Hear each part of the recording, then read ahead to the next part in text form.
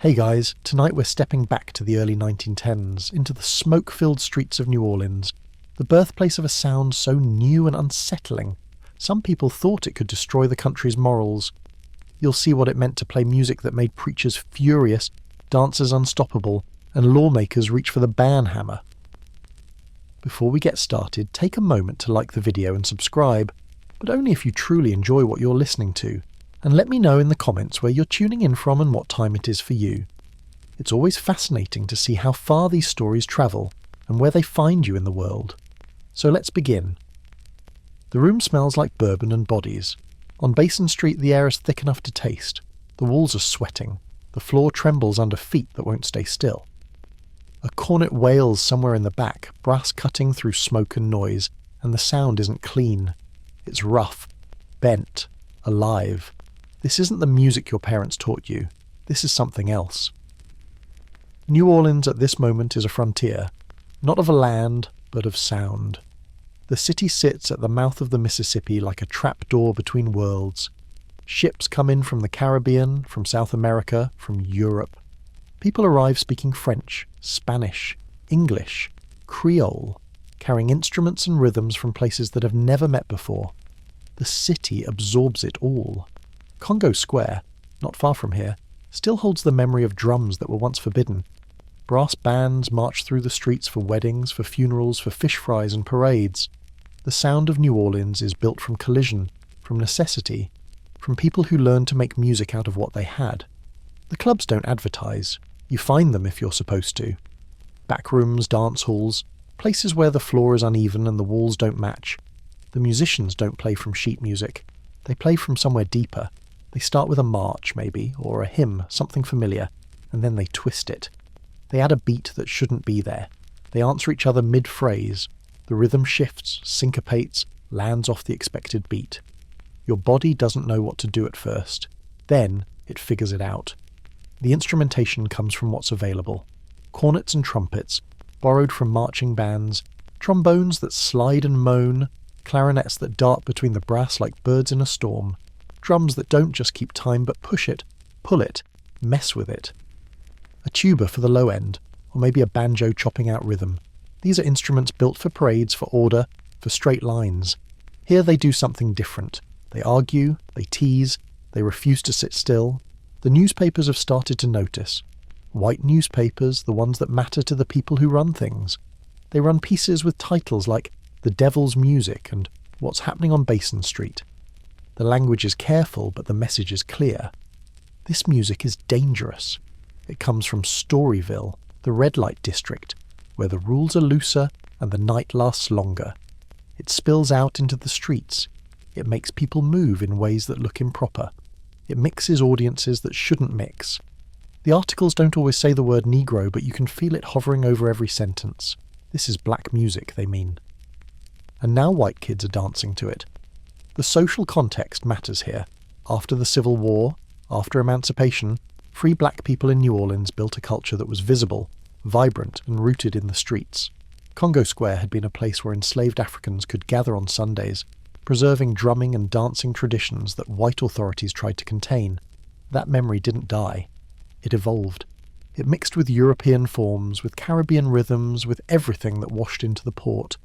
Free people of colour, Creoles with European training, immigrants from a dozen places, they all added layers. The result was something no one planned and no one controlled. This isn't background music. This isn't something you put on while you have dinner. This is music that demands attention. It moves through the room like weather. The cornet player leans into a note and holds it just long enough to make you uncomfortable, then releases it into a cascade of sound that feels almost improper. The dancers respond. They shimmy, they shake. They break the rules of what polite dancing looks like. The older generation watching from the doorway doesn't approve. They see looseness. They see danger. They see their children slipping away from them. Jazz, though it doesn't quite have that name yet, is both entertainment and threat. It threatens older musical norms, the ones built on European tradition, on composed scores, on predictability. It threatens the social order, the careful lines drawn between races, between classes, between what's acceptable and what's not. It threatens simply by existing, by being loud, by refusing to apologise for itself. The musicians don't ask permission. They don't wait for approval. They play, and the sound does what it wants. The instrumentation tells its own story. These are the tools of funerals and parades. In New Orleans, a funeral is a procession. You march the body to the cemetery with a brass band playing hymns, slow and mournful. Then, on the way back, the band cuts loose. They play fast, jubilant, celebrating life in the face of death. That shift, that break from solemnity into joy, that's in the DNA of jazz. The same instruments, the same players, moving between sacred and secular without stopping to ask if they should. The crowd in the club leans forward. The drums kick harder. The rhythm tightens and loosens at the same time, which shouldn't be possible but somehow is. A clarinet spirals upward, chasing something invisible. The trombone answers with a growl. The dancers don't stop. They can't. The music won't let them. And outside, the city holds its breath. Because this sound, whatever it is, isn't going away. It's spreading. It's moving through the streets like a rumour, like a fever, like something that can't be contained once it starts. This is the night it began. Not the first night anyone played this way, but the night the music crossed some invisible line and became something people had to react to. The night the newspapers decided to pay attention. The night the older generation started to worry about what their children were doing in those back rooms on Basin Street. The night the sound stopped being local and started becoming something bigger, something that would outlast the clubs and the district and the city itself. The horns are still rattling. The dancers are still moving, and somewhere, someone is writing an editorial about the devil's music, about the moral decay of the younger generation, about the danger of letting rhythm loose in the world. They're scared, and maybe they should be, because the music doesn't care what they think. It's already here. The sound didn't appear from nowhere. It had ancestors, African drumming, patterns passed down through memory, rhythms that refused to die even when the drums were taken away. Caribbean rhythms, the ones that came with ships from Cuba, from Haiti, from islands where the beat was layered and complex. European brass marches, the kind that accompany armies and parades, structured and disciplined. Ragtime pianos, syncopated and playful, bending time like it was made of rubber. All of this collided in New Orleans. A city built on collision, and what came out was something no one expected. Go back to Congo Square. In the years before the Civil War, this was the one place in New Orleans where enslaved Africans could gather legally on Sundays. They brought drums, they danced. They sang in languages that white authorities couldn't understand and didn't try to. The authorities tolerated it because containment was easier than suppression, because letting people blow off steam one day a week kept them manageable the other 6. But what happened in Congo Square wasn't just release, it was preservation. The drumming, the dancing, the call and response patterns, these were threads connecting back to Africa, to rhythms that predated the Middle Passage. Those threads didn't break, they bent, they adapted, and they waited. After emancipation, free people of colour in New Orleans had space to build. They formed brass bands, they played for funerals, for parades, for social clubs and fraternal organisations. They learned European instruments and European forms because those were the tools available, the ones that commanded respect. But they didn't play them the way Europeans did. They added accents in unexpected places, they bent notes, they made the instruments talk, shout, cry. Creoles, many of whom had European training, brought a different layer. They knew opera, classical forms, the mechanics of harmony and composition. They mixed that knowledge with the street sounds, with the rhythms that came up from Congo Square, and the result was a hybrid that belonged to no single tradition. Ragtime piano contributed its own language. Scott Joplin and others had shown that syncopation, that deliberate offbeat accent, could drive a composition forward with irresistible momentum. The piano became a percussion instrument as much as a melodic one, the left hand keeping steady time while the right hand danced around it, landing on beats that felt wrong until they felt inevitable. Ragtime was structured, composed, but it taught a generation of musicians that rhythm could be flexible, that time itself was something you could play with. The brass band marches provided the instrumentation, cornets, trumpets, trombones, clarinets, tubas, drums. These were the instruments of military bands, of civic ceremony, of order. But in New Orleans, they were everywhere. Every social club had a band. Every neighborhood had musicians. The instruments were accessible, familiar, and built to be loud. When those instruments moved from the parade ground into the dance hall, when they stopped marching in straight lines and started playing for people who wanted to move, the sound changed. The discipline loosened. The players started listening to each other differently, responding in the moment rather than reading from a score. The little bands in dance halls and red light districts played for movement. They played in places where people came to forget the day, to sweat, to touch, to feel something other than the grind of work and survival. The music had to be functional. It had to make bodies move. If the dancers stopped, the band wasn't doing its job. So the musicians learned to read the room, to push and pull the energy, to know when to tighten the rhythm and when to let it breathe. They played standards, familiar tunes, but they twisted them, added breaks, threw in quotes from other songs, let one player take a solo while the others kept the foundation moving. Improvisation emerged not as a concept, but as a necessity. If you're playing for dancers and the energy is building, you don't stop after the third chorus because that's what the sheet music says. You keep going. You invent. You find new ways to say the same thing. You listen to what the other players are doing and you respond. The music becomes a conversation, not a lecture. It becomes live, present, happening right now, in a way that composed music can't quite capture. This wasn't theory. This was survival. This was what worked. The collision of cultures created something unpredictable. African rhythms met European harmony. Caribbean syncopation met American blues. Sacred met secular. High culture met low. And none of it was neat. None of it was planned. The musicians were solving problems in real time, making music with what they had, borrowing from every tradition they'd been exposed to and discarding what didn't fit.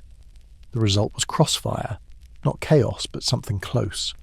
A sound that moved too fast to pin down, that changed depending on who was playing and where and for whom. The instrumentation came directly from the funerals. In New Orleans, a brass band funeral was ritual. You walked the body to the cemetery playing hymns, dirges, music that acknowledged death and grief. Then, on the way back, the band shifted. The tempo increased. The hymns became marches, the marches became stomps, and suddenly you were celebrating life, dancing in the street, because that's what you do when you've looked death in the face and walked away from it. That shift, from mourning to celebration, from structure to release, became embedded in the music. Jazz inherited that duality. It could be mournful and joyful in the same breath. The social mixing in New Orleans made this possible. The city was more fluid than most southern cities, though not by much. Creoles, black Americans, white immigrants, they lived in proximity, not always peacefully, but close enough to hear each other's music. A Creole musician trained in European forms might play in a band with someone who learned by ear in a dance hall. A white kid might sneak into a black club and hear something that changed how they thought about rhythm. The boundaries were real, enforced, often violent, but they were porous enough for sound to slip through. What emerged wasn't just a new genre. It was a new attitude, rhythm as freedom. The idea that you could take the structures imposed on you, the instruments of order and ceremony, and bend them into something wild and personal. The idea that music didn't have to be written down to be legitimate, that improvisation wasn't sloppiness but art. The idea that the beat, the very foundation of time, could be questioned, shifted, played with. This was dangerous not because it was loud or unpolished, but because it suggested that the rules could be rewritten. And if the rules of music could be rewritten, what else could? Buddy Bolden's cornet was loud enough to hear across the city. That's what people said anyway. Whether it was literally true doesn't matter.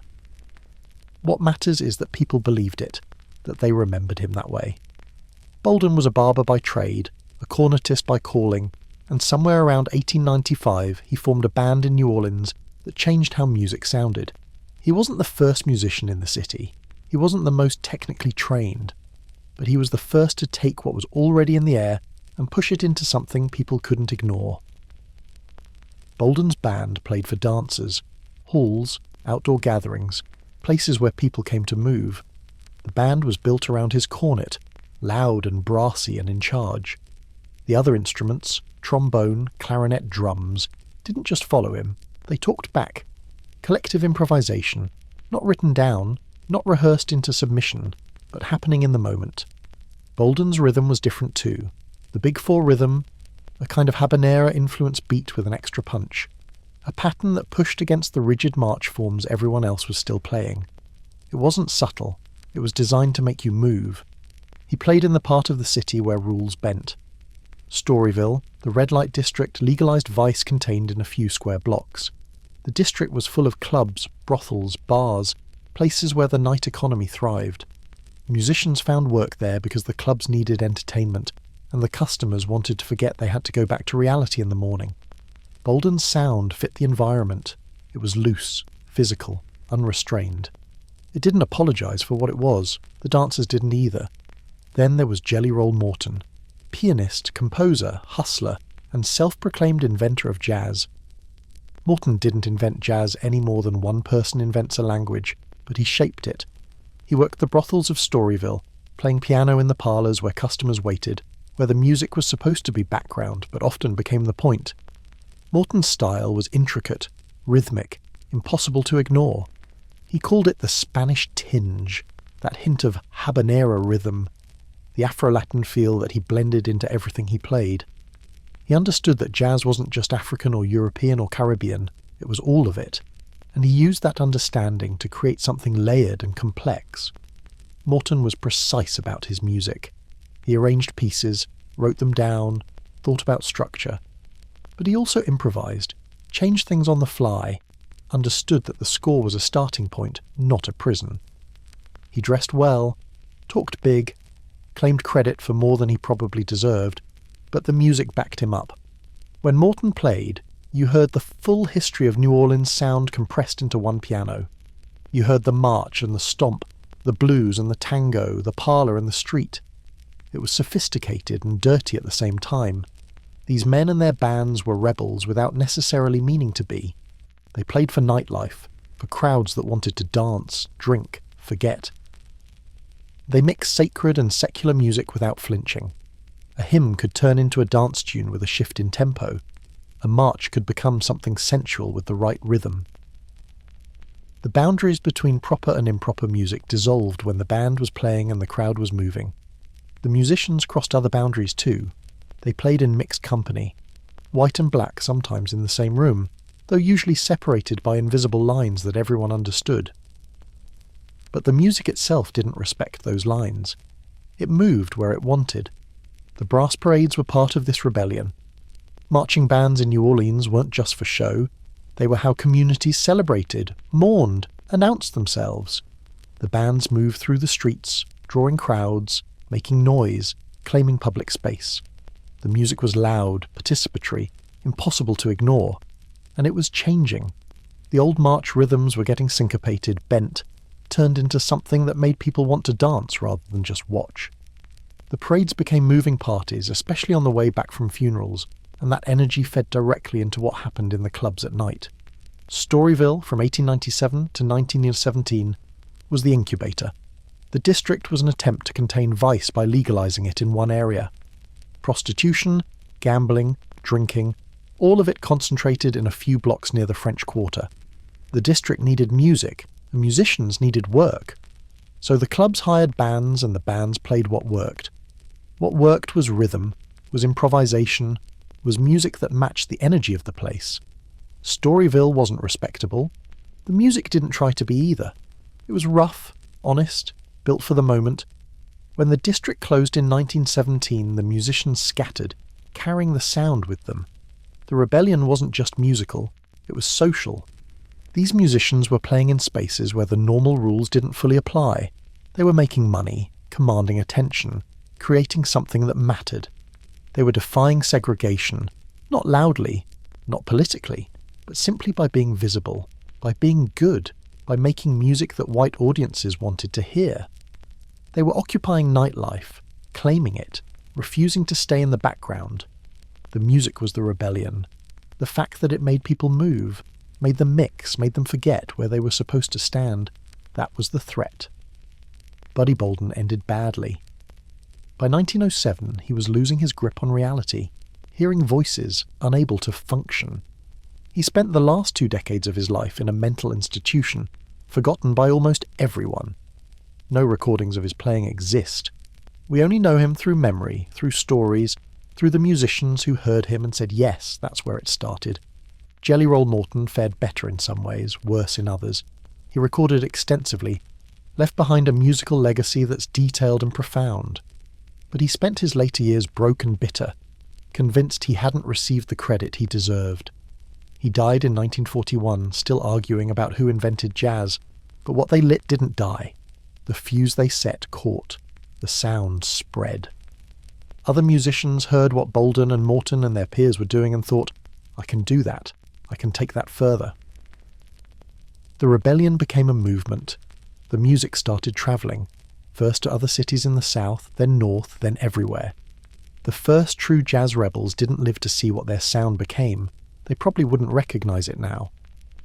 But the attitude, the freedom, the refusal to play by the old rules, that stayed.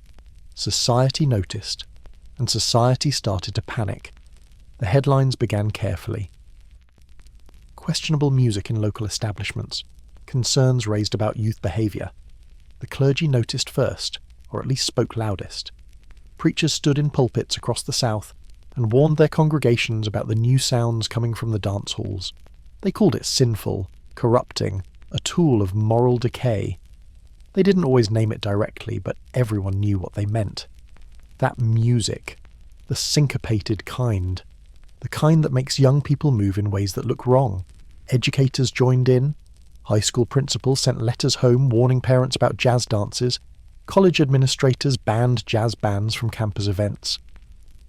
The reasoning was always the same. The music encouraged improper behaviour, loosened inhibitions, led young people away from discipline and toward indulgence. One music teacher in Ohio was quoted in a local paper saying jazz was an insult to the very concept of music itself. The language was harsh, but it was polite compared to what came later. The press, especially small-town newspapers, ran editorials with increasing urgency. They described jazz clubs as dens of vice, places where young women danced with strangers, where alcohol flowed despite prohibition, where the races mixed in ways that violated every social norm. The articles painted a picture of moral collapse, of a generation slipping away from the values that had built the country. Jazz wasn't just bad music. It was a symptom, a warning sign, a dangerous force that needed to be stopped before it spread further. What made jazz dangerous in moral terms wasn't hard to identify. The dancing. Jazz wasn't waltz music. You didn't hold your partner at arm's length and glide across the floor in predictable patterns. Jazz made bodies touch. It made hips move. It encouraged improvisation on the dance floor, which meant dancers could do whatever felt right in the moment, without choreography, without structure. The Charleston, the shimmy, these weren't dances you could learn from a book. They were loose, physical, unrestrained. To conservative observers, they looked sexual, and maybe they were, or maybe they just looked free, which was dangerous enough. The clubs themselves became targets. Jazz venues were linked to vice, not unfairly. Many of them served illegal alcohol during Prohibition. Many of them operated in red light districts or near them. Many of them stayed open late, sometimes until dawn, and what happened in those hours seemed suspicious to people who went to bed at 10. The clubs attracted a certain crowd, young people looking for something beyond what daily life offered. The music was the draw, but the clubs provided a space where normal rules didn't quite apply. That space scared people. The structure of the moral panic followed a pattern. Unfamiliar sound plus mixed company equals backlash. The sound itself was foreign, built on rhythms that didn't come from European tradition. It was loud, aggressive, hard to ignore. The mixed company was both racial and social.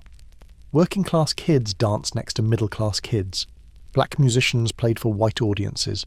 Women went to clubs without chaperones. All of this violated the careful hierarchies that society depended on. Jazz didn't create these violations, but it enabled them, gave them a soundtrack, made them visible. The bands themselves were labelled sinful, not just the music, but the men playing it. They were nightlife creatures. They kept irregular hours. They worked in disreputable places. They dressed flashily, talked confidently, commanded attention. For black musicians especially, this visibility was threatening. They were succeeding in a world that was supposed to keep them contained. They were being paid to entertain white audiences, which gave them a kind of power that made segregationists uncomfortable. The music was one problem. The men making it were another. Dancing became shorthand for moral decay. If your daughter was dancing to jazz, she was already halfway to ruin. That was the logic. The movements were too free, too expressive, too close to what bodies did in private. The fact that young women enjoyed it made it worse. They were supposed to be modest, restrained, guardians of propriety. But in the jazz clubs, they were sweating, laughing, moving like they didn't care who was watching. That loss of control, or what looked like loss of control, was unacceptable. The moral panic often masked deeper anxieties. It wasn't really about the music. It was about change. The world after World War I was different, faster, more urban, less predictable. Women were cutting their hair, smoking cigarettes, demanding the vote. Black Americans were migrating north, demanding jobs, refusing to stay silent. Young people were questioning their parents' values, their parents' wars, their parents' God. Jazz didn't cause any of this, but it was the sound of it. It was what modernity sounded like. And modernity was terrifying to people who wanted things to stay the way they'd always been. The authorities responded with action. Cities passed ordinances banning jazz dancing in public halls. Clubs were raided, licenses revoked, musicians arrested for disturbing the peace.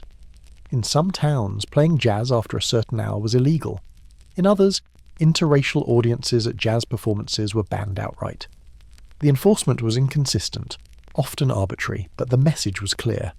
This music is a problem and we will control it. The calls to regulate grew louder. Lawmakers proposed bills to restrict jazz performances, to limit where bands could play, to punish venue owners who allowed improper dancing. Some of these laws passed, some didn't. But the debate itself reinforced the idea that jazz was dangerous, that it required state intervention, that it couldn't be trusted to regulate itself. The music became not just entertainment, but a matter of public order. What's interesting is how the panic fed the music's appeal. Being banned made jazz more desirable, especially to young people who were already inclined to rebel. If your parents hated it, if the preacher condemned it, if the newspaper called it sinful, then it must be worth hearing. The moral panic created a feedback loop. The more they tried to suppress jazz, the more powerful it became. The danger wasn't just in the music. The danger was in what the music represented. Freedom, change, the possibility that the old rules didn't have to apply anymore. And that possibility, once it entered the culture, couldn't be legislated away. The sound started in black and Creole communities, but it didn't stay there. By the late 1910s, white teenagers were sneaking into clubs on the edge of town, dancing to bands led by black musicians, moving their bodies in ways their parents didn't recognize. White bands started playing jazz too, or their version of it, softer maybe, more arranged, but still rooted in that syncopated rhythm. Interracial audiences formed, not everywhere, not openly, but enough to be noticed, enough to cause alarm. This was the thing that made segregationists panic, not the music itself, but what it enabled. Jazz created spaces where the colour line blurred. A black band playing for a white crowd meant black men had power in that room, at least for the length of the set.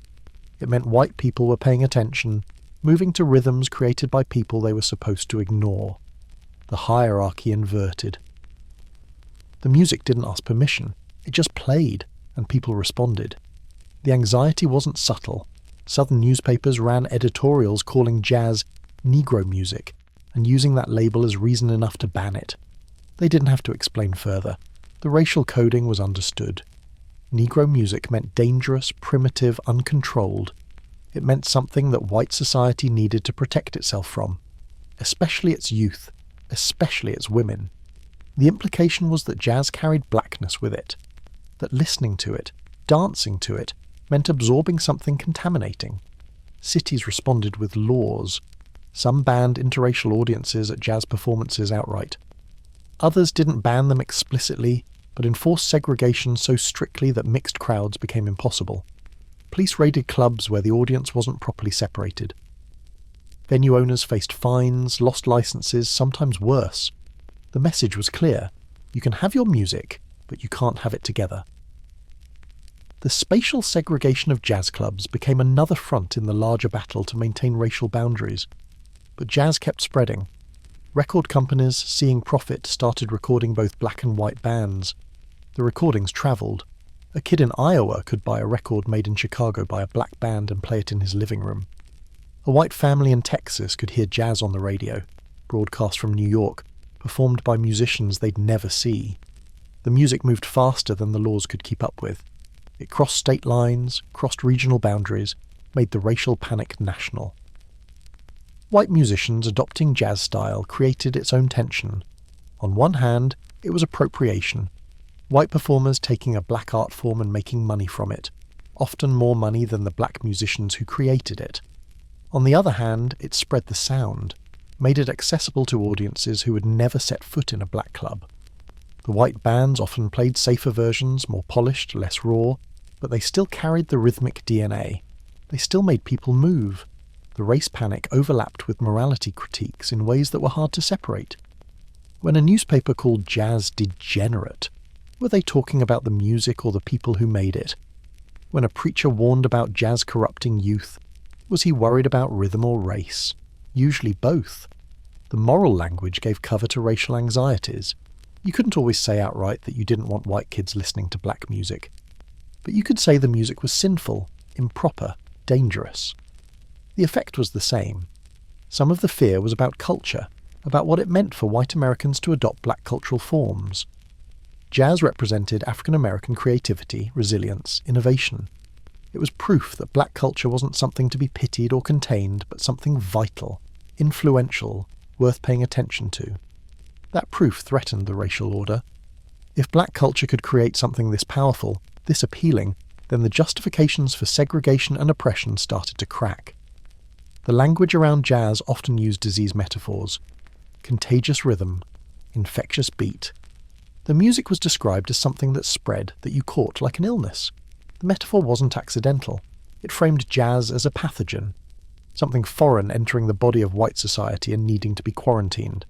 The fact that the infection made people dance, made them happy, didn't matter. Happiness in this context was a symptom, not a defense. Record companies accelerated the spread. They recorded anyone who could sell, black or white, and distributed the records nationally. A kid in Montana could hear the same music as a kid in Alabama, at the same time, for the price of a record. The technology democratized access in ways that local authorities couldn't control. You could ban live jazz in your town, but you couldn't stop the records from arriving. You couldn't stop the radio waves. Touring bands brought the music physically. Black musicians travelled north and west, playing in cities that had never heard live jazz before. They faced discrimination, were forced to stay in segregated hotels, eat in segregated restaurants, but they played. White audiences came to hear them. The spatial dynamics of these performances were complex. Often, black musicians played for white-only audiences, performing culture for people who wouldn't sit next to them on a bus. The contradiction was stark, but the music survived it. White musicians touring with jazz bands faced different questions. They were seen as race traitors by some, as innovators by others. They moved between worlds, playing black-derived music for white audiences, sometimes hiring black musicians for their bands, sometimes not. The economics were ugly. White bands got better bookings, better pay, more radio time. But they also spread the sound, made it harder to contain, proved that jazz wasn't something that could be kept in one community. The fear of racial integration through music was most visible in the South, but it existed everywhere. In northern cities, black musicians found more work, faced less overt violence, but still encountered barriers. Clubs were segregated even in supposedly liberal cities. Black bands played, but often for white audiences only, or in black neighbourhoods for black audiences. The few spaces where true integration happened, where the audience mixed freely, were rare and often short-lived. Authorities found ways to shut them down. The danger of jazz, then, was at once sonic and racial. It was music that moved too fast, accented the wrong beats, refused to stay in its lane. And it was black music created by people who weren't supposed to have cultural power. spreading into white spaces, influencing white youth, challenging the idea that culture flowed one direction only.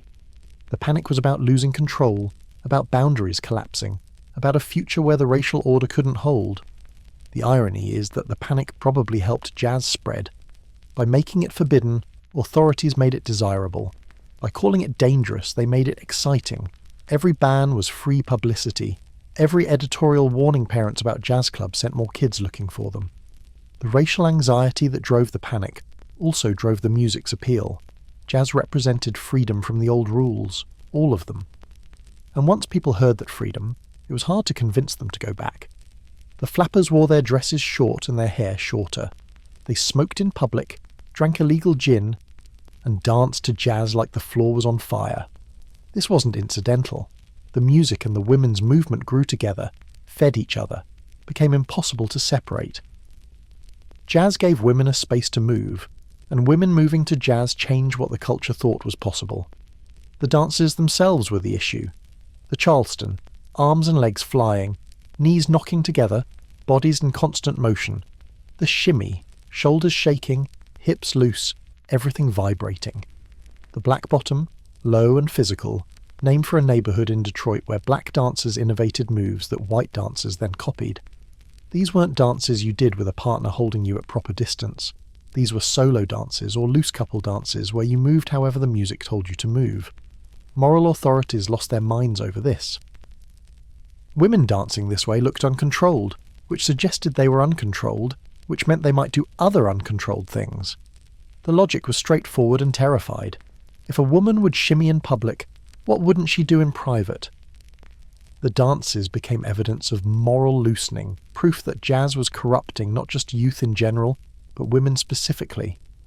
And women, in the Victorian mindset that still lingered, were supposed to be the guardians of morality. If they fell, everything fell. Jazz clubs gave women something new: public space. Before, respectable women didn't go to bars, didn't stay out late, didn't socialise without chaperones. Jazz clubs and speakeasies changed that. Women went with friends, with dates, sometimes alone. They drank, they danced, they talked to strangers. The clubs were dark, crowded, loud. You could be someone else there. You could experiment. The music created permission. The criticism was immediate and gendered. Jazz dancing was called unfeminine. Women who did it were called loose, fast, improper. The dancing was described as sexually suggestive, which was code for women moving their bodies in ways that acknowledged they had bodies. The hips, the shoulders, the legs, all of it was supposed to stay still, contained, hidden under long skirts and rigid posture. Jazz dancing did the opposite. It celebrated movement, freedom, physicality. Women musicians existed too, though fewer of them and less visible. Piano players mostly, because pianos were acceptable instruments for women to learn. Lil Hardin Armstrong, who played piano and arranged music for King Oliver, and later for her husband Louis Armstrong, was one of the most significant. She was trained, skilled, and confident. She pushed Louis to leave Oliver's band and start his own. She arranged some of his most important early recordings, but history remembers Louis, not Lil, which tells you something about how women's contributions got erased even when they were essential. Most women in jazz culture were audience members, dancers, participants. They bought the records, filled the clubs, kept the scene alive. Without them, jazz would have been smaller, more contained, less economically viable. Women's participation wasn't passive. They shaped what succeeded. If a band couldn't get women on the dance floor, the band didn't last. Women's taste, women's enthusiasm, women's willingness to show up and move, all of it mattered. Radio and records made jazz accessible beyond the clubs. A young woman in a small town could buy a record or tune into a radio broadcast and hear the same music that was playing in Chicago or New York. She could learn the dances from watching others, from magazines, from friends. The music wasn't contained by geography anymore. A preacher could warn his congregation about jazz, but he couldn't stop his daughter from listening to the radio in her bedroom. Prohibition accelerated everything. Speakeasies, illegal bars that served alcohol needed entertainment. Jazz bands fit perfectly. The venues were already breaking one law, so breaking others, like allowing interracial audiences or letting women drink and dance freely, didn't seem like much of a stretch.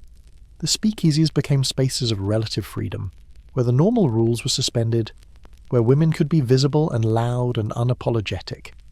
The combination of jazz and female liberation was double threatening. It wasn't just race, though race was always there. It wasn't just morality, though morality was the language used. It was gender. It was the idea that women were claiming public space, claiming their bodies, claiming the right to move and make noise and be seen. Jazz didn't cause the women's movement, but it gave it a soundtrack. It made liberation look fun. The flappers became symbols, both celebrated and condemned. Magazines ran photos of them, short dresses, rolled stockings, cigarettes, looking directly at the camera with expressions that suggested they didn't care what you thought. Preachers used them as examples of moral decay. Advertisers used them to sell products. Politicians worried about them, tried to legislate against them, failed. The image of the flapper, inseparable from jazz, represented a generation that refused to go back to what their mothers had accepted. The criticism often focused on the body. Women's bodies moving to jazz were described in language that was both fascinated and horrified. The movement was wild, frenzied, abandoned. These were not compliments, they were warnings. The subtext was that women were losing control of their bodies, and if they lost control of their bodies, they lost control of everything. The logic assumed that women's primary job was self-control, self-containment, and jazz was preventing that. But the women kept dancing. They kept going to the clubs, kept buying the records, kept cutting their hair and raising their hemlines. The music gave them permission to take up space, to be loud, to move in ways that felt good. And once you've felt that freedom, it's hard to give it back. Jazz didn't liberate women by itself. Women liberated themselves.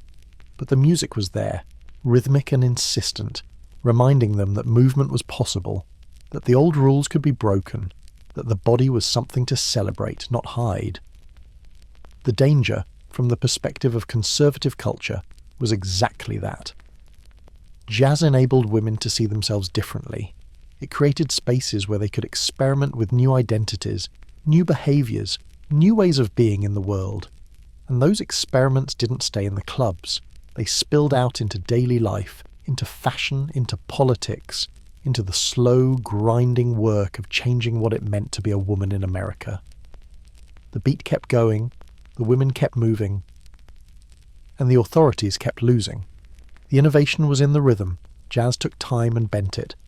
Syncopation, the deliberate placement of accents on unexpected beats, made the music feel unstable, exciting, alive. You'd expect the emphasis on beats 1 and 3 like a march. Jazz put it on 2 and 4 or between the beats, or nowhere predictable. Your foot wanted to tap but didn't know when. That uncertainty was the point. It kept you engaged, kept you listening, kept you moving.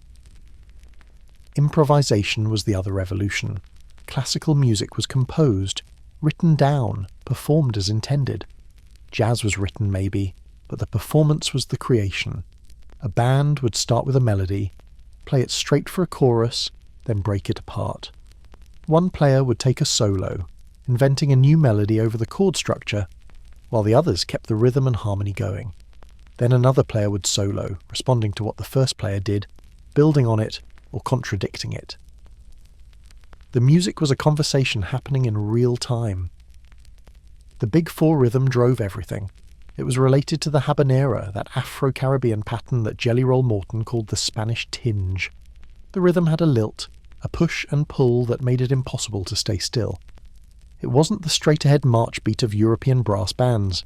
It swung. It breathed. It left space for dancers to interpret, for bodies to find their own relationship to the pulse. Call and response was built into the structure. One instrument would play a phrase, another would answer. The trumpet would shout, the trombone would growl back. The clarinet would dart upward. The rhythm section would punch a response. This wasn't new. It came from African musical traditions, from work songs, from church services where the preacher called and the congregation responded.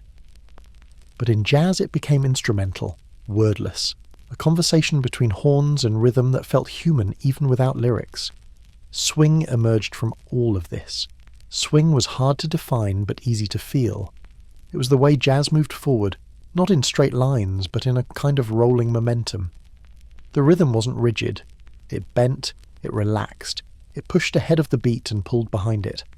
Swing made you want to move, not march. It made music physical, something your body understood before your brain did. All of this disrupted older musical sensibilities. Classical audiences expected precision, structure, the composer's intention executed perfectly. Jazz audiences expected something different every time. The same song could sound completely different depending on who was playing it, what mood they were in, what the crowd was doing. This unpredictability was threatening to people who believed music should be controlled, repeatable, proper. The sound itself was different. Jazz instruments didn't play clean, pure tones. They growled, they moaned, they bent notes, they used mutes and plungers to create sounds that didn't exist in classical music. A trumpet could sound like a human voice crying. A trombone could sound like a laugh or a sneer. The timbres were rough, expressive, closer to speech than to traditional instrumental tone. Jazz was dance music first. It existed to make bodies move. This wasn't background music for polite listening. This was music that demanded physical response. The dancers and the band were in dialogue. The band played, the dancers moved, the band responded to the dancers' energy, the dancers pushed harder. The feedback loop created intensity that concert hall music couldn't match. The structure of jazz mirrored social looseness, or that's what critics claimed. The music didn't follow strict forms. It improvised, it bent rules, it allowed individual expression within collective structure. This felt like a metaphor for social disorder. If the music was loose, maybe the people playing it were loose. Maybe the people dancing to it would become loose. The music's structure became evidence of moral threat. The collective improvisation was particularly threatening. In a classical orchestra, one person conducts, everyone follows. In early jazz, everyone led and followed simultaneously. The cornet might state the melody, but the clarinet was free to weave around it. The trombone to add a counter melody, the rhythm section to push the whole thing forward. No single authority, just a group of people listening to each other and creating together in the moment. This was democracy in sound, though nobody called it that.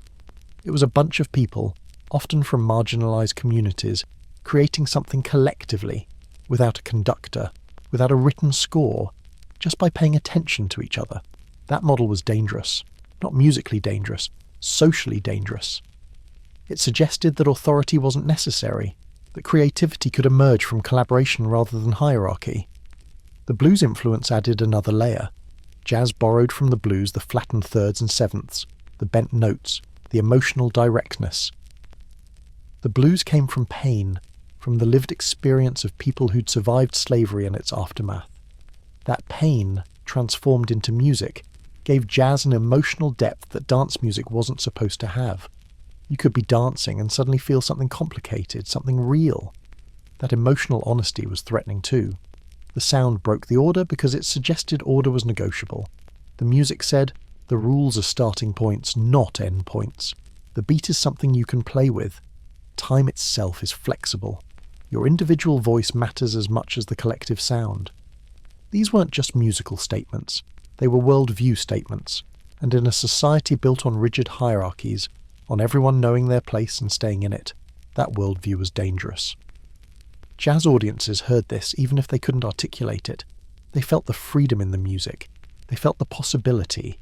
They heard instruments talking to each other as equals. They heard individual players step forward, say something unique, then step back into the group.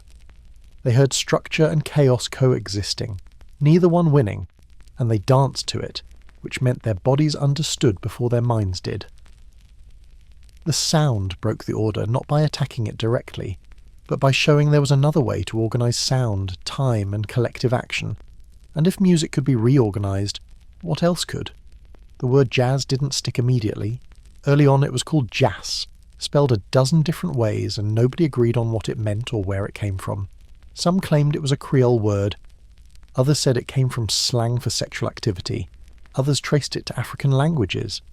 The etymology is murky, but by the late 1910s the word was spreading as fast as the sound. The name mattered because it gave people something to point at. Before, you had to describe the music, that syncopated sound, that new rhythm, those bands playing in the clubs. Once you could call it jazz, you could talk about it, write about it, ban it. The word made the music concrete, gave it boundaries, turned it into something authorities could react to. Not everyone agreed that this was a good thing. Some musicians hated the word. They thought it was vulgar, reductive, tied too closely to the seedier venues where the music first flourished. Others embraced it, saw marketing potential, understood that a catchy name could sell records.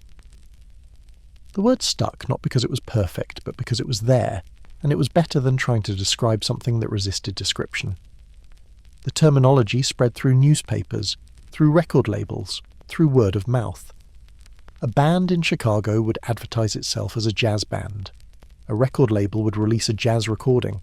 A newspaper would run a headline about jazz sweeping the nation. The repetition made the word feel inevitable, like it had always been there. But it hadn't. The music existed for years before the name did, and naming it changed how people understood it. Naming it also made it easier to attack. You couldn't ban that syncopated music from New Orleans, but you could ban jazz. You could pass a law against jazz dancing, against jazz performances after midnight, against jazz in public schools. The word gave opponents a target. It made the music feel like a distinct threat rather than just a variation on existing forms. The international spread was faster than anyone expected. By 1919, jazz had reached Europe, carried by American soldiers during World War I. By the early 1920s, it was in Paris, London, Berlin. European audiences heard something exotic, exciting, distinctly American. They didn't always understand the racial and social context that shaped the music, but they understood the energy. Jazz clubs opened in European cities. European musicians tried to copy the sound. The music became an export, an ambassador, a symbol of American modernity. But Europe heard it differently. Without the immediate racial panic, without the same history of slavery and segregation, European audiences could romanticize jazz. They saw it as liberating, as modern art, as something fresh. This created a strange dynamic where black American musicians could find more respect in Paris than in New York, could play for integrated audiences, could be treated as artists rather than entertainers. The distance changed the meaning. The global spread meant jazz stopped being a local phenomenon. It became something larger, something you could study, analyse, debate. Critics in Europe wrote about jazz as serious music. Composers incorporated jazz elements into classical compositions. The music moved from the dance hall to the concert hall, or at least toward it. This elevation was both progress and loss. Progress because it meant recognition. Loss because concert hall jazz wasn't the same as dance hall jazz. Something changed when the audience sat still. Back in the United States, the name helped create a jazz industry. Record labels signed jazz bands. Radio stations programmed jazz hours. Magazines reviewed jazz performances. The music became professionalized, commercialized, turned into product. This had mixed effects. It spread the sound further, made more people hear it, gave musicians more opportunities to make a living. But it also domesticated the music, made it safer, turned rebellion into entertainment. The word itself evolved.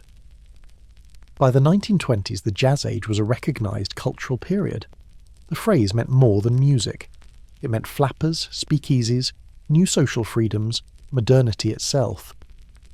Jazz became shorthand for an entire era, for a set of values and behaviours that older generations didn't recognise. The music was the soundtrack, but the word described a whole way of being. Some musicians resisted the commercialisation. They kept playing in small clubs, kept improvising, kept pushing the boundaries. Others embraced it, saw opportunity, understood that reaching larger audiences meant compromise but also meant survival. The tension between artistic purity and commercial success became a defining characteristic of jazz, one that continues today. The international dimension added complexity. Jazz in Paris wasn't the same as jazz in New Orleans. Japanese musicians playing jazz created something hybrid, influenced by local musical traditions. The music was adaptable, it absorbed influences, it changed based on who was playing it and where.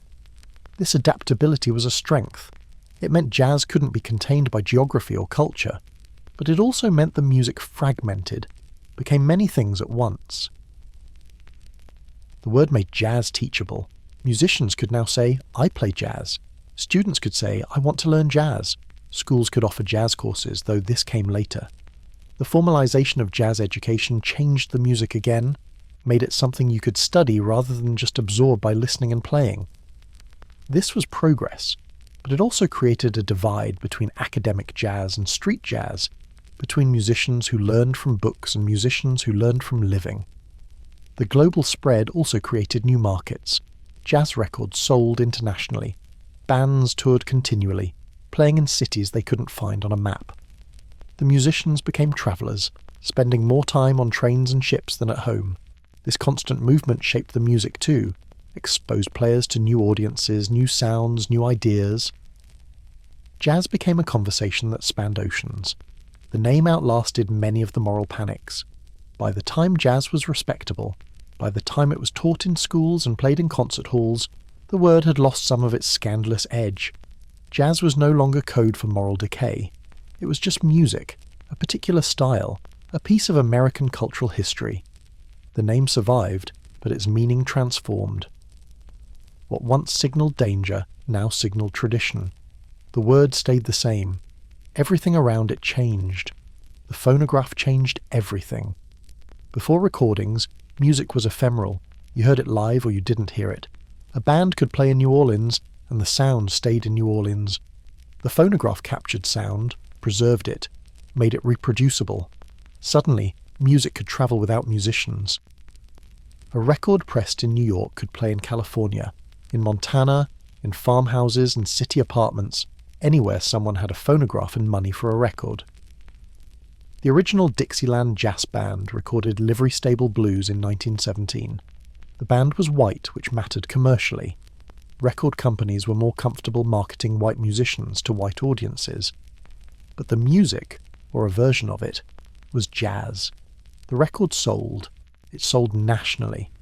People who'd never heard of jazz bought it because it sounded new, energetic, fun. The recording wasn't perfect. The fidelity was rough, but it worked. It captured enough of the energy to make people pay attention. Radio amplified the effect. By the early 1920s, radio stations were broadcasting music, including jazz. A kid in rural Iowa could turn on the radio and hear a band playing live from Chicago. No travel required, no ticket needed, just a radio and electricity. Radio made jazz simultaneous, turned regional music into national culture. A broadcast didn't respect state lines or community standards. The signal went where it went. This technological spread terrified authorities. You could ban jazz clubs in your town, you could prohibit public dancing, you could arrest musicians for disturbing the peace. But you couldn't stop records from arriving in the mail. You couldn't stop radio waves. Technology dismantled local control. A preacher could tell his congregation to avoid jazz, but he couldn't stop their children from buying records or tuning in when he wasn't around. Record companies saw profit. They recorded everyone who might sell: black bands, white bands, mixed groups, solo pianists. They marketed jazz records aggressively, advertised in newspapers and magazines, sent recordings to radio stations. The industry didn't care about moral panics except as publicity. Controversy sold records. Every editorial condemning jazz was free advertising. The recordings changed how people heard music. With records, you could hear the same performance multiple times, study it, learn from it. Musicians bought records of other musicians, learned their solos, copied their techniques. This accelerated musical development. Ideas spread faster. A pianist in Texas could hear what a pianist in Harlem was doing and incorporate it the next week. The music evolved at technological speed. Jukeboxes extended the reach further. Drop a nickel, hear a song. Jukeboxes appeared in diners, bars, drugstores, anywhere people gathered. They democratized access, made music cheap and immediate. A worker on a lunch break could hear the latest jazz record for pocket change. The machines made music omnipresent, background and foreground, part of daily life in a way it hadn't been before. Touring bands leveraged the technology. A band would release a record, then tour to support it, playing the songs people knew from the record. The recordings created demand for live performances, and the live performances sold records. The feedback loop was economically powerful. It turned musicians into stars, made them recognisable, gave them national audiences. The moral panic about technology was real. Critics claimed that mechanised music was destroying live music, that records and radio were putting musicians out of work. There was some truth to this. A venue that used to hire a band could now just play records. But the technology also created new opportunities, new venues, new ways to make money. The economics shifted but didn't collapse. Radio broadcasts created anxieties about control. Parents worried that their children were listening to inappropriate music when they weren't home. Authorities worried that radio was spreading jazz to communities that had successfully kept it out. The technology made music intimate, private, hard to police. A kid could listen in their bedroom, door closed, and nobody knew what they were hearing. The idea of contagion returned. Jazz spreading through technology was described like disease spreading through air. The music was infectious, critics said. It got into your head, made you move, changed how you thought. The metaphor suggested that exposure led to corruption, that hearing jazz even once could alter you permanently. The technology made that exposure easier, which made the danger feel more immediate. The recordings weren't perfect representations. Early phonograph technology couldn't capture the full range of sound. Bass was muddy, treble was harsh, the overall quality was poor compared to live music. But it didn't matter. People didn't need perfection, they needed enough to imagine the rest. The recordings sparked imagination, gave listeners something to build on. The machines also preserved. Musicians who never would have been remembered were captured on record. Their playing, their style, their innovations were frozen in wax, then shellac, then vinyl. Without recordings, we wouldn't know what early jazz sounded like. We'd have descriptions, maybe notation, but not the actual sound. Technology preserved the rebellion, made it available to future generations. The international spread via technology was remarkable. Jazz records shipped to Europe, to South America, to Asia. Radio broadcasts crossed borders, were picked up by stations in other countries, rebroadcast to new audiences. The music became global faster than any previous musical form. Technology collapsed distance, made jazz feel contemporary everywhere at once. The commercial aspect couldn't be ignored. Records were products, sold for profit. The industry shaped what got recorded, what got promoted, what reached audiences. Black musicians often got paid less, got fewer opportunities, saw their innovations copied by white musicians who got more promotion. The economics were racist, but the technology itself was neutral. It captured whoever was in front of the microphone. The machines magnified jazz's danger by making it unstoppable. You could burn a club down, but you couldn't burn every record. You could shut down a radio station, but others would play the same music. Technology gave jazz permanence, reach, inevitability. The music was no longer contained by time or space. It was everywhere, whenever anyone wanted it. And that ubiquity, more than any single performance, made jazz impossible to suppress. The 369th Infantry Regiment shipped to France in 1918. They were black soldiers, drafted or enlisted, sent to fight in World War I. The army didn't know what to do with them. Black troops were segregated, often assigned to labour battalions kept away from combat. But the 369th, later called the Harlem Hellfighters, got to fight. They were attached to French command, because the French were less concerned about race than the Americans, and they brought their music with them. James Reese Europe led the regiment's band. He was already a well-known musician in New York, had led society orchestras, pioneered syncopated music before anyone called it jazz. His military band was 70 pieces strong, brass-heavy, capable of playing marches and ragtime and jazz. They played for troops, for French civilians, in parades, in concerts. Europe's band showed Europeans what American music sounded like when it was alive, syncopated, impossible to ignore. The band played in towns across France. Europeans heard something they'd never encountered before. The swing, the syncopation, the looseness within structure. French audiences went wild. They'd never heard military music played this way. The British were more sceptical, but even they couldn't ignore the energy. Europe's band planted seeds, showed what was possible, made Europeans curious about American music in a way they hadn't been before.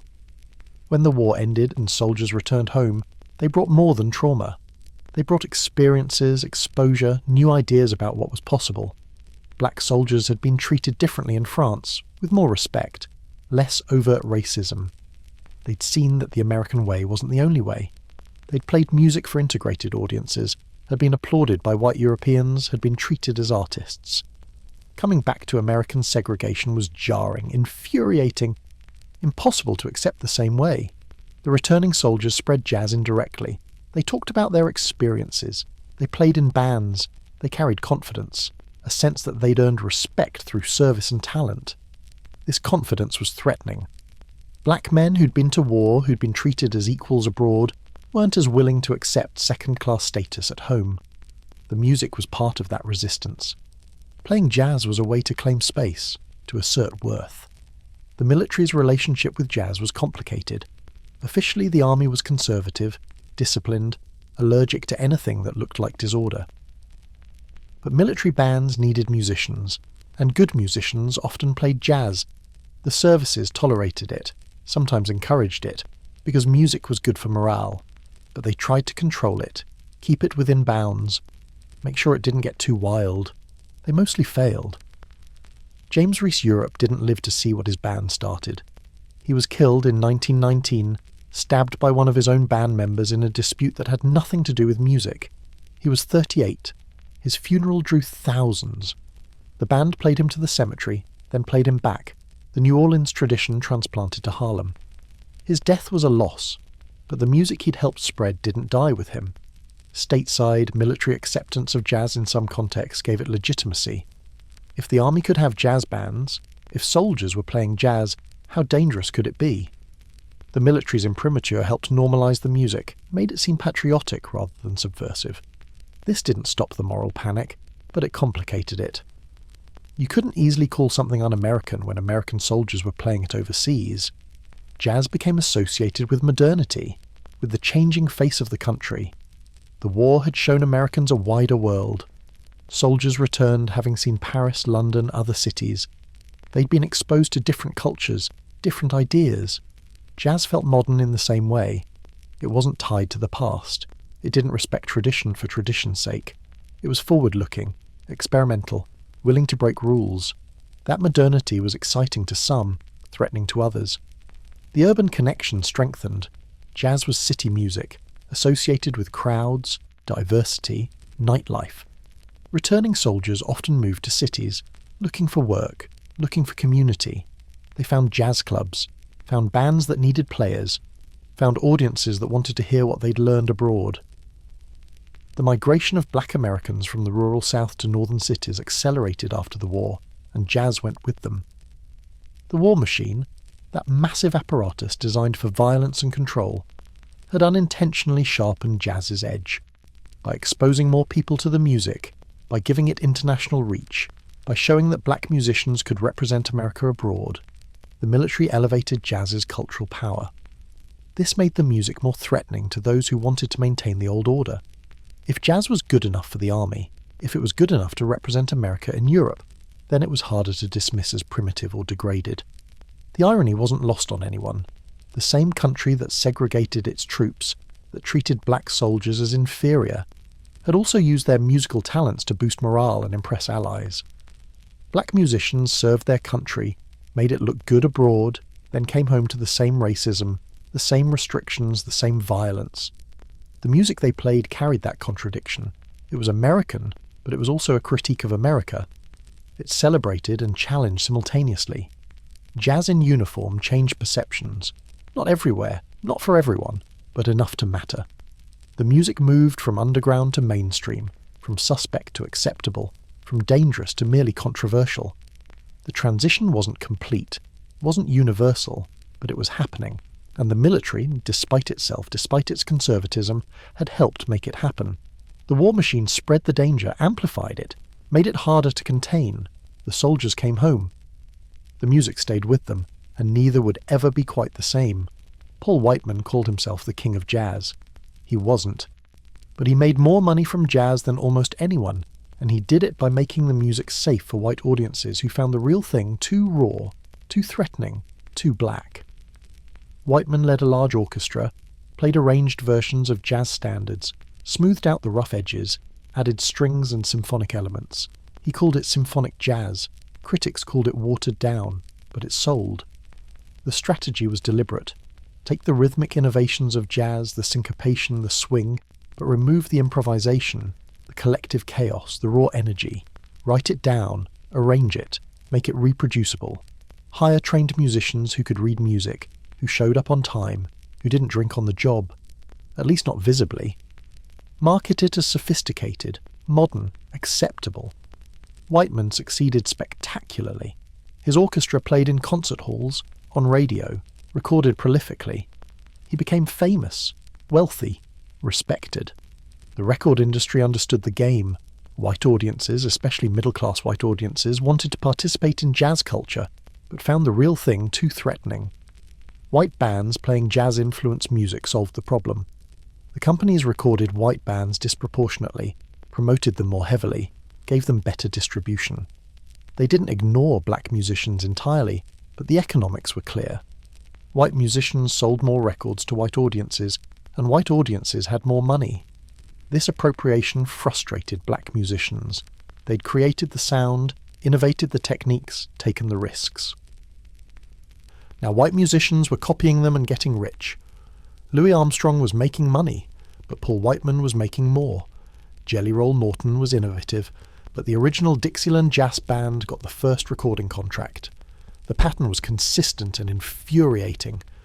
White musicians profited from black innovation, while black musicians struggled for recognition and fair pay. The commercial success of white jazz bands changed the music's public perception. Jazz became mainstream entertainment. It played in hotel ballrooms, at society parties, on wholesome radio programs. The moral panic didn't disappear, but it softened. If Paul Whiteman was playing jazz, how threatening could it be? The music still made people nervous, but it was becoming acceptable, respectable, safe. This created a split. Sweet jazz versus hot jazz. Sweet was the arranged, whitened version, smooth and palatable. Hot was the real thing, improvisational, intense, mostly black. The terminology was coded. Sweet was safe, hot was dangerous. White audiences could enjoy sweet jazz without challenging their comfort or their prejudices. Hot jazz required something more: engagement, openness, willingness to be uncomfortable. The tension between commercial success and artistic integrity became defining. Musicians had to choose or try to balance both. Play what sells or play what's true. Tour with a white band making steady money, or stick with black bands that pay less but sound better. The choices weren't abstract. They determined who ate regularly, who could afford rent, whose family didn't starve. White dancers embraced jazz moves enthusiastically. The Charleston, the shimmy, the new dances were wildly popular among young white people. Their parents still decried them, still worried about moral decay, but the younger generation didn't care. They wanted to dance like the kids they'd seen in the clubs, like the demonstrations on film. They wanted the freedom the dancers represented. The racial origins got conveniently forgotten. White youth claimed the moves without acknowledging the source. This phase marked a shift from rebellion to consumer product. Jazz was being absorbed by mainstream culture, turned into something you could buy, package, sell. The threatening edge was being muted, not eliminated, but softened. You could participate in jazz culture by buying a Whiteman record and dancing in your living room. No need to go to a black club, no need to challenge segregation, no risk at all. The cultural power remained in the original community. Black musicians kept innovating, kept pushing boundaries, kept creating the music that white musicians would later copy and profit from. The jazz coming out of Harlem, out of Chicago's South Side, out of Kansas City, that was the real development. The arranged whitened versions were echoes, shadows, profitable but derivative. Record sales told part of the story. Whiteman's orchestra sold millions of records. Race records, marketed to black audiences and featuring black musicians, sold too, but in smaller numbers to a more limited market. The economics reinforced inequality. The companies invested in white musicians, promoted them, gave them resources. Black musicians made do with less. The music survived, evolved, but the financial benefits flowed disproportionately white. Some white musicians tried to do better. Bix Beiderbecke, a white cornetist, played with black musicians, learned from them, acknowledged his debts. Eddie Condon, a white guitarist, promoted integrated bands when he could. But these were exceptions. Most of the time the colour line held. White musicians played with white bands, black musicians with black bands, and the money followed familiar patterns. The appropriation couldn't extinguish the music's roots. Jazz kept evolving in black communities, kept changing, kept refusing to stay in whatever box the mainstream tried to put it in. The innovations that would define the next phases of jazz, swing, bebop, they came from black musicians working in clubs, experimenting, pushing boundaries. The commercial jazz being sold to white audiences was always a few years behind. White America's appropriation of jazz absorbed some of the danger. It made the music more widely accepted, more commercially viable, more integrated into mainstream culture. But it didn't eliminate the threat entirely. The music retained its power, its ability to make people move, to challenge norms, to suggest that the old rules didn't have to hold. The appropriation was real, damaging, economically unjust. But jazz survived it. The music was stronger than the people trying to control it. Harlem in the 1920s was a destination. The neighborhood in Upper Manhattan had become the center of black cultural life in America, a place where musicians, writers, artists, intellectuals gathered and created. The Harlem Renaissance wasn't just about art. It was about assertion, about claiming space in American culture, about refusing to be invisible.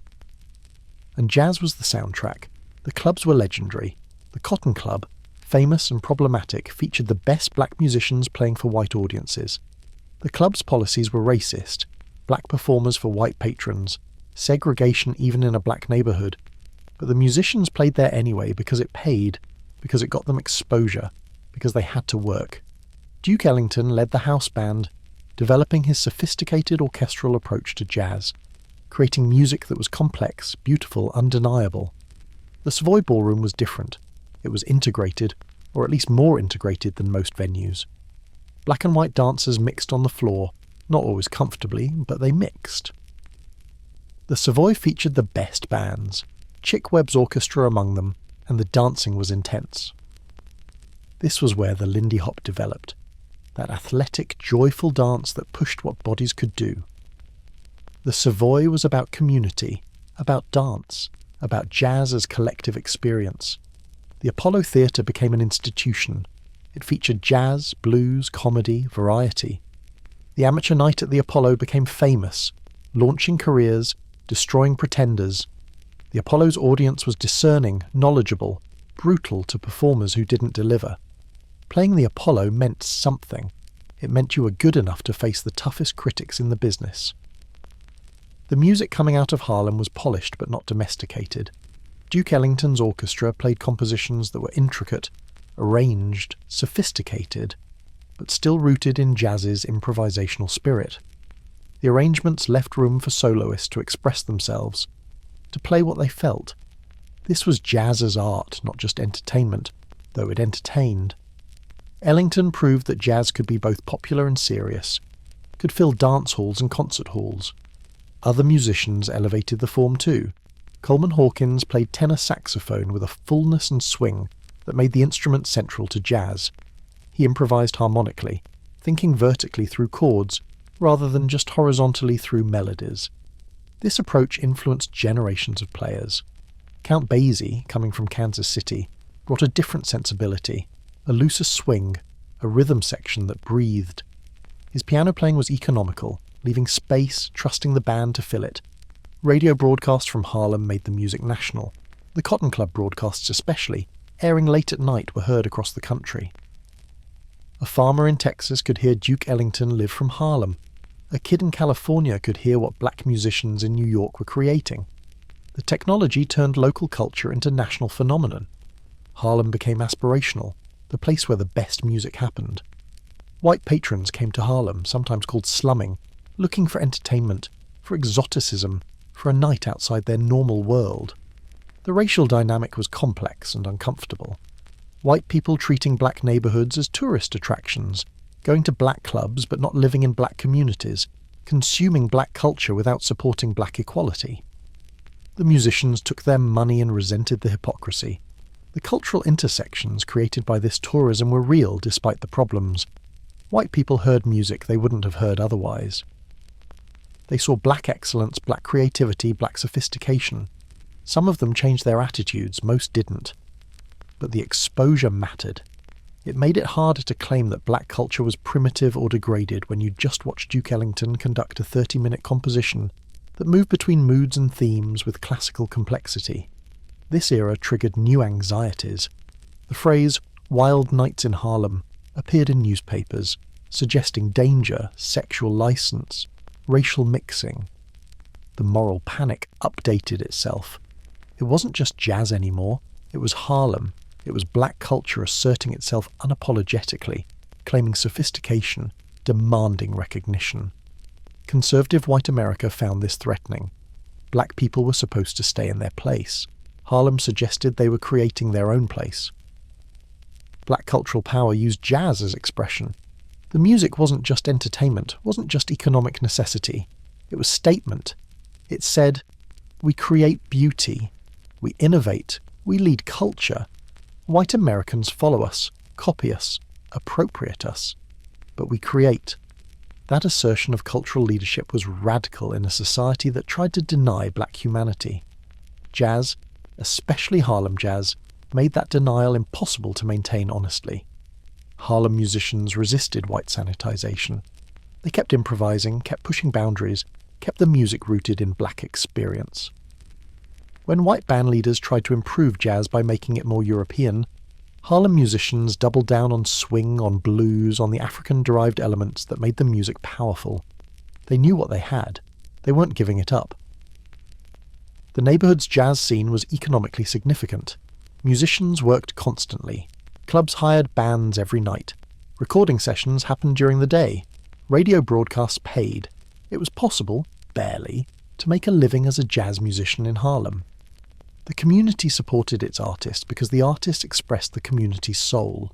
Harlem in the 1920s amplified jazz's cultural danger by turning it into spectacle. The music was visible now, celebrated, impossible to ignore, but it was also still resistance. The sophistication, the artistry, the refusal to be contained or controlled, all of that remained. Harlem proved that jazz wasn't a passing fad or moral failure. It was culture, art, American music at its most innovative, and that proof, that undeniable excellence, was more dangerous than any underground club had ever been. The South didn't welcome jazz. The region that had given birth to much of the music's raw material, the blues, the field hollers, the spirituals, rejected what they'd combined into. Southern culture in the 1920s was deeply conservative, rigidly segregated, suspicious of anything that looked like change. Jazz looked like change. Jazz looked like threat. School teachers lost jobs for dancing to jazz. In small southern towns, teachers were expected to be moral exemplars. Dancing to syncopated music, even at a private party, was grounds for dismissal. School boards fired teachers who were seen at jazz clubs, who owned jazz records, who did anything that suggested they condoned the music. Teaching required moral purity, and jazz was impure by definition. Preachers condemned jazz from pulpits every Sunday. The devil's music, they called it. Music designed to lead youth astray, to corrupt morals, to destroy the family. The sermons were specific and heated. Jazz encouraged drinking, dancing, sexual immorality, racial mixing. It came from sinful places, brothels and speakeasies, and carried that sin with it wherever it spread. Good Christians avoided it. Good Christian parents kept it from their children. Local governments responded with laws. Southern towns banned jazz concerts outright. Others prohibited jazz dancing in public venues. Some outlawed interracial audiences at any musical performance, which effectively banned jazz since much of it was performed by black musicians for mixed crowds. The laws were enforced irregularly, but the threat was constant. Venue owners who booked jazz bands risked losing licenses. Musicians risked arrest. Police raided black clubs regularly. Disturbing the peace was the usual charge, vague enough to apply to anything authorities didn't like. Musicians were arrested, held overnight, fined. The raids happened late at night when clubs were full, maximising disruption and humiliation. The goal wasn't just to enforce law, it was to send a message. This music isn't welcome here. These people aren't welcome here. The association of jazz with black nightlife made it doubly suspect. Southern whites feared black spaces, feared what happened in black communities when they weren't watching. Jazz clubs represented black autonomy, black joy, black culture existing independent of white control. That independence was intolerable. The music had to be contained, the spaces shut down, the autonomy crushed. Women dancing to jazz scandalized Southern communities.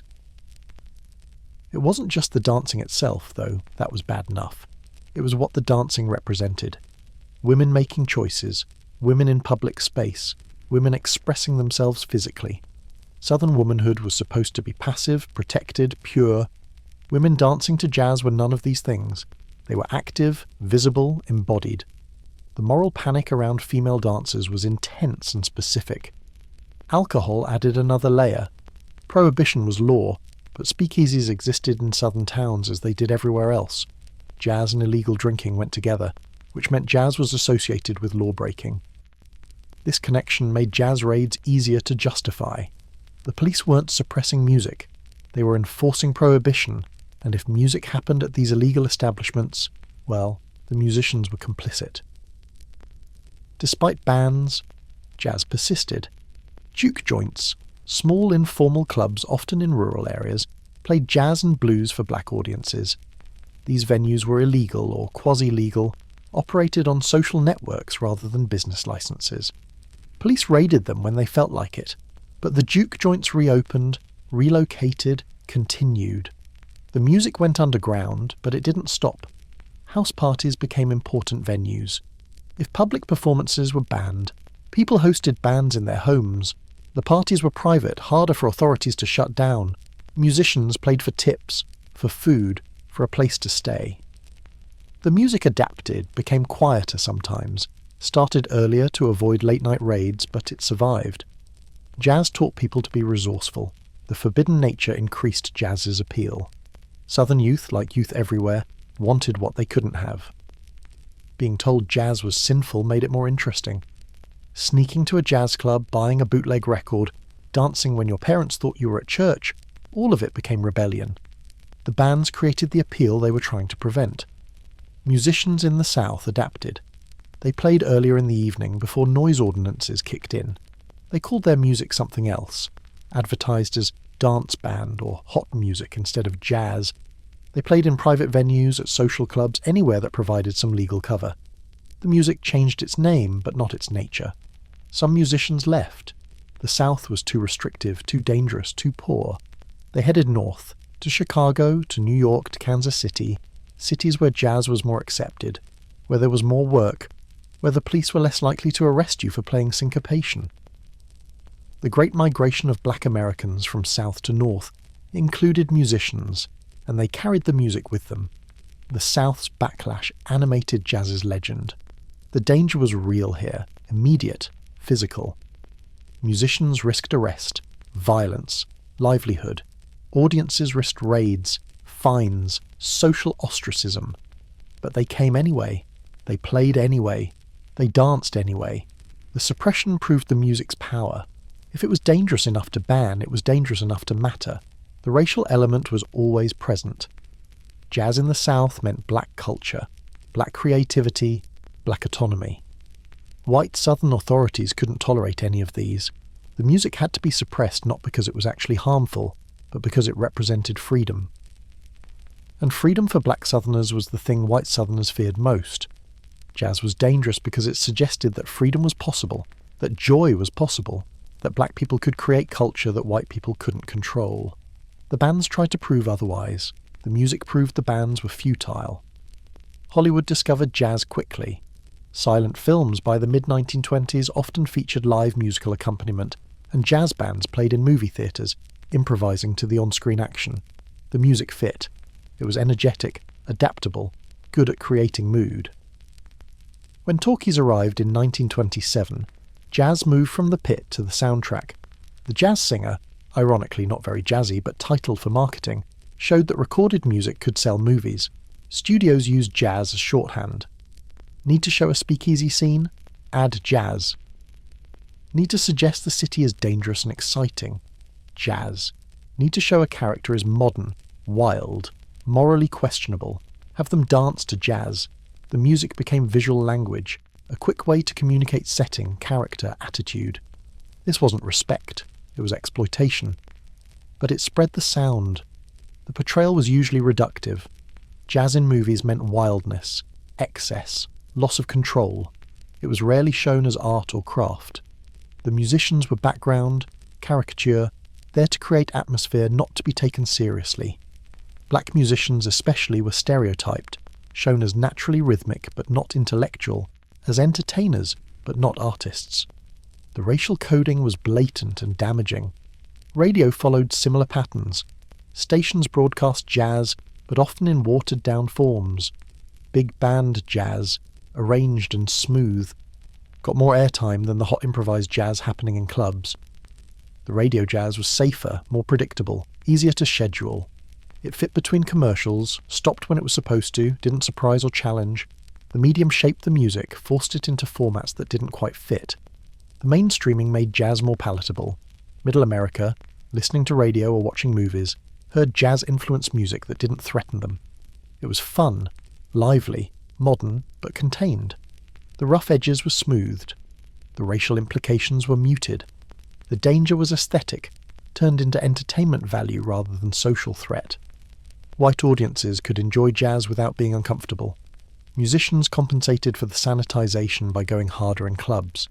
If Hollywood and radio wanted safe jazz, the underground would provide the real thing. Clubs in Harlem, Chicago, Kansas City, they featured music that was wilder, more improvisational, more intense than anything on the radio. The split deepened. Commercial jazz for mass audiences, real jazz for people who sought it out. Hollywood's sanitization contributed to a permanent divide. There was jazz for sale, packaged and marketed, and there was jazz for players and serious listeners, evolving and experimental. The two forms influenced each other but remained distinct.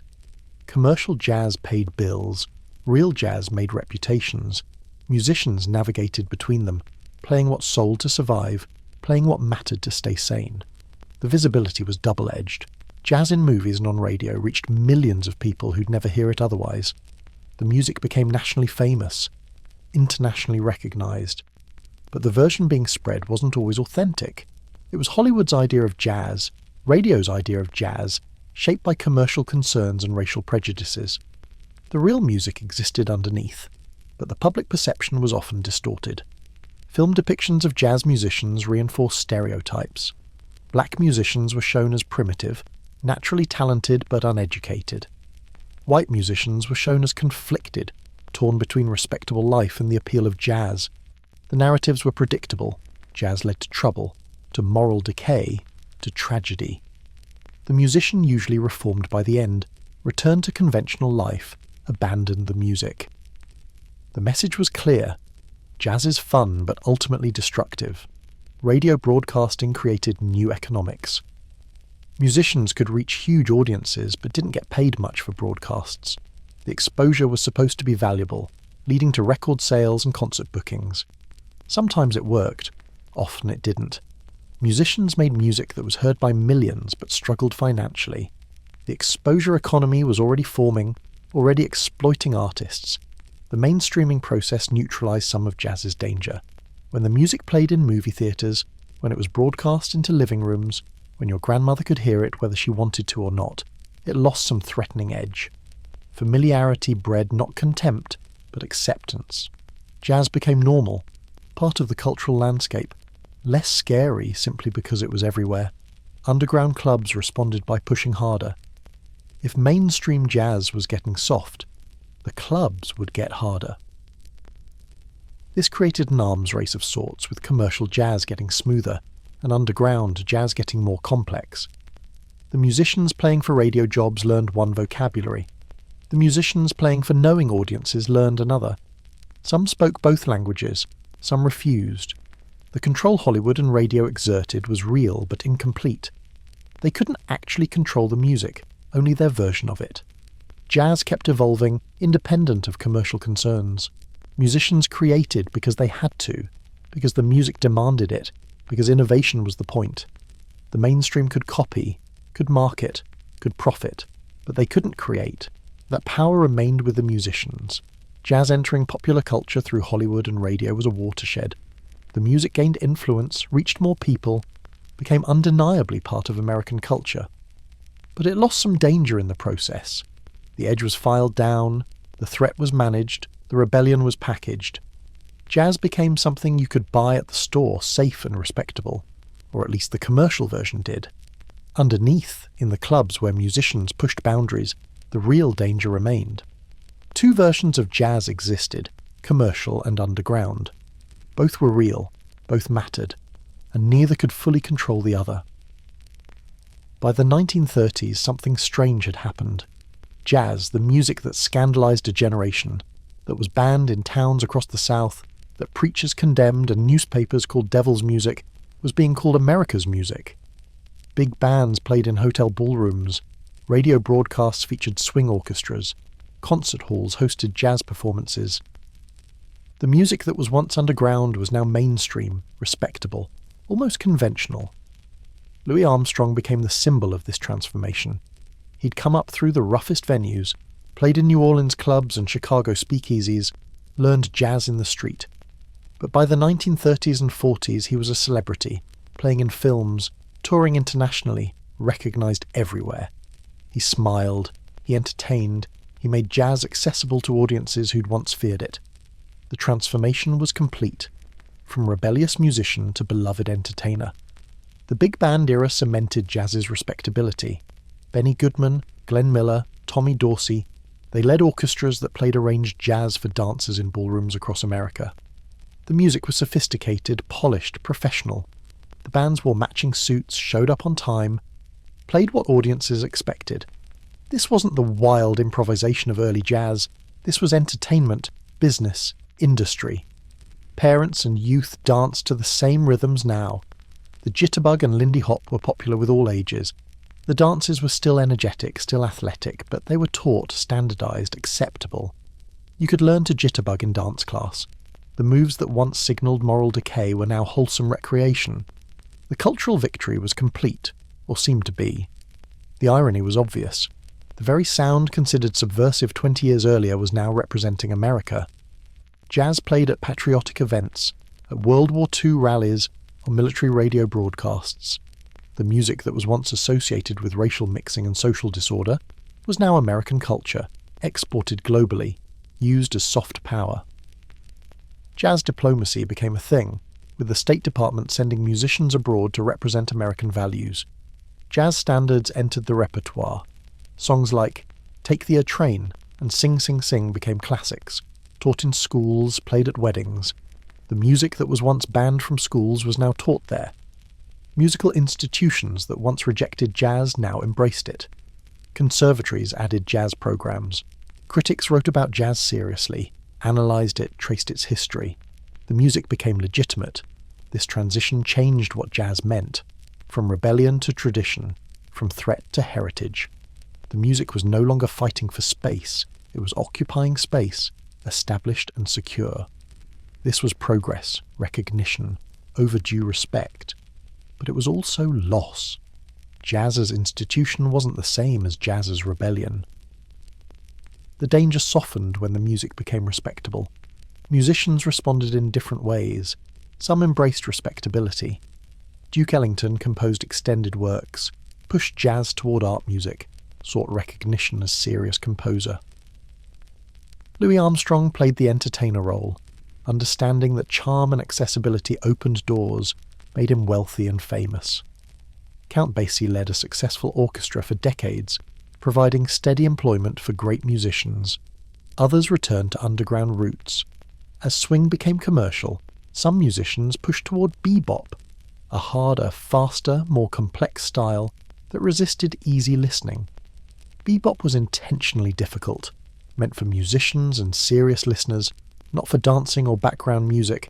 It was jazz reasserting its rebellious nature, refusing to be domesticated completely. The moral panic subsided but didn't vanish. Some conservative voices still worried about jazz, especially about newer, harder styles. But the mainstream panic was over. Jazz was no longer scandalous. Your daughter dancing to jazz was fine. Your son playing in a jazz band was respectable. The music had won the culture war, or at least achieved armistice. The economics changed too. Jazz musicians could make legitimate livings now. There were more venues, more opportunities, union protections, recording contracts. The music was professionalised, regularised, turned into career. This was better than poverty, better than being arrested for playing. But professionalisation also meant compromise, meant playing what sold, meant fitting into industry structures. Jazz's danger morphed into nostalgia. By the 1940s and 50s, people romanticised early jazz, talked about the good old days in New Orleans, the wild nights in speakeasies. The danger became story, legend, safe because it was past. New Orleans tourism started emphasising jazz heritage. Preservation Hall opened, maintaining traditional jazz for tourists. The music became artefact. The transformation wasn't universal. In black communities, jazz remained living music, evolving, experimental. The bebop happening in Harlem clubs wasn't respectable. It was challenging, difficult, refusing to please.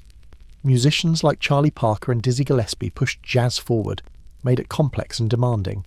The underground persisted even as the mainstream celebrated. The irony of respectability was that it proved jazz's power. The music was strong enough to survive appropriation, commercialization, institutionalization. It was adaptable enough to be both mainstream entertainment and underground art. It could fill dance halls and challenge listeners. It could be tradition and innovation simultaneously. The danger never fully disappeared. It shifted form, went underground sometimes, but never died. What the 1930s and 40s showed was that jazz couldn't be killed by acceptance, any more than it could be killed by bans. The music was too vital, too rooted in real experience, too necessary. When it got too commercial, musicians made it harder. When it got too respectable, they made it rebellious again. Jazz survived by refusing to be one thing. It was America's music and also a critique of America. It was tradition and also constant revolution. The danger lived in that contradiction, in jazz's refusal to be settled, finished, safe. The beat that once scared authorities now echoed through concert halls. But it was still the same beat, still carrying the same message. The rules can be changed. Order can be questioned. Freedom is possible. That message, wrapped in swing and syncopation, was the danger that never went away. The echo never stops. Every new musical form that challenges the establishment, that makes parents nervous, that gets called dangerous, is walking a path jazz carved. Rock and roll in the 1950s faced the same panic. Too sexual, too loud, corrupting youth, mixing races. Hip-hop in the 1980s and 90s encountered identical reactions. Too violent, too explicit, destroying values, threatening social order. Electronic music, punk metal, every rebellious sound has been met with fear, moral outrage, calls to ban it.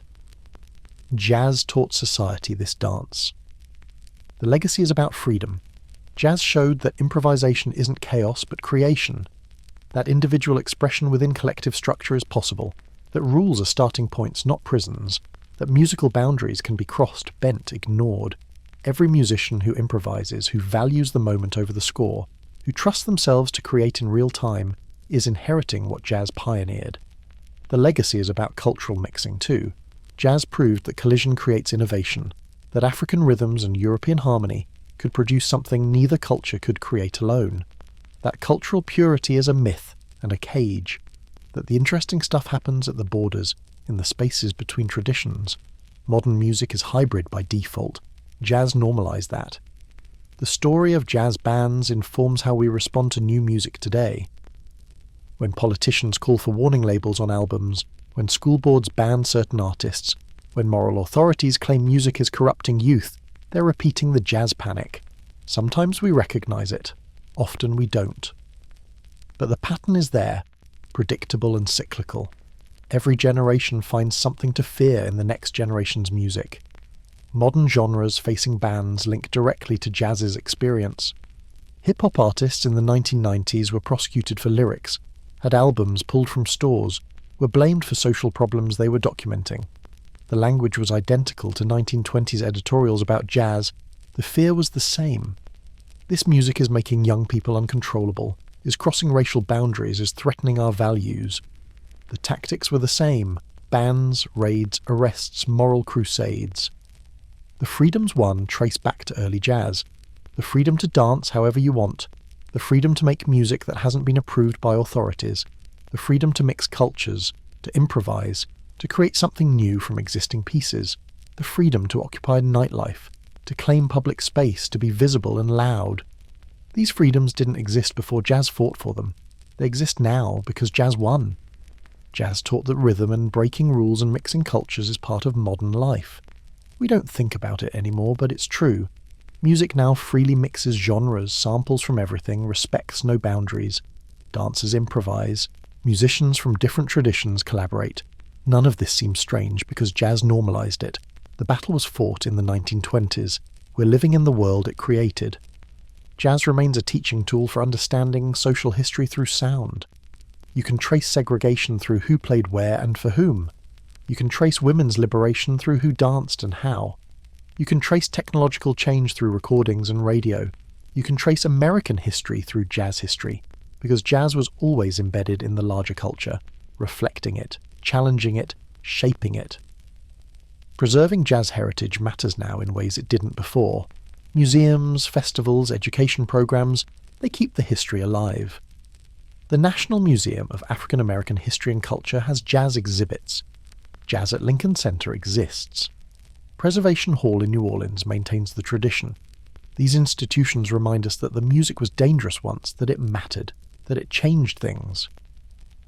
They prevent the story from being forgotten or sanitized. The danger was never just the music. It was what the music represented: freedom, change, the unknown. Jazz challenged hierarchy, questioned authority, suggested that the established order wasn't eternal. It proposed that regular people, often marginalized people, could create culture that mattered more than official culture. It demonstrated that joy and resistance could coexist, that dancing could be political, that rhythm could be revolutionary. The beat that once scared the guardians of order now echoes in every creative rebellion. When a kid picks up an instrument and plays what they feel instead of what they're taught, that's jazz's echo. When dancers move freely instead of following choreography, that's jazz's echo.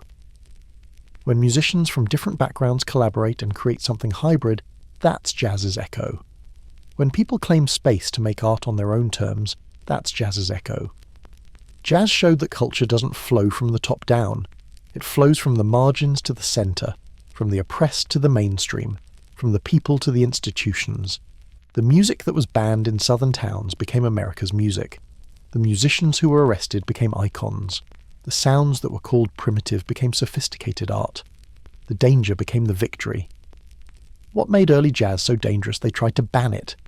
It wasn't the syncopation, or the improvisation, or the dance moves. It was the suggestion that things could be different, that the racial hierarchy could be challenged, that women could claim their bodies in public space, that youth could reject their parents' values, that joy was possible despite oppression, that creativity could come from anywhere, from anyone, regardless of what society said they were worth. That was the danger. That's what they tried to ban, and that's what survived, evolved, spread, became the foundation of modern music and modern culture. The danger won. We're still living in its echo.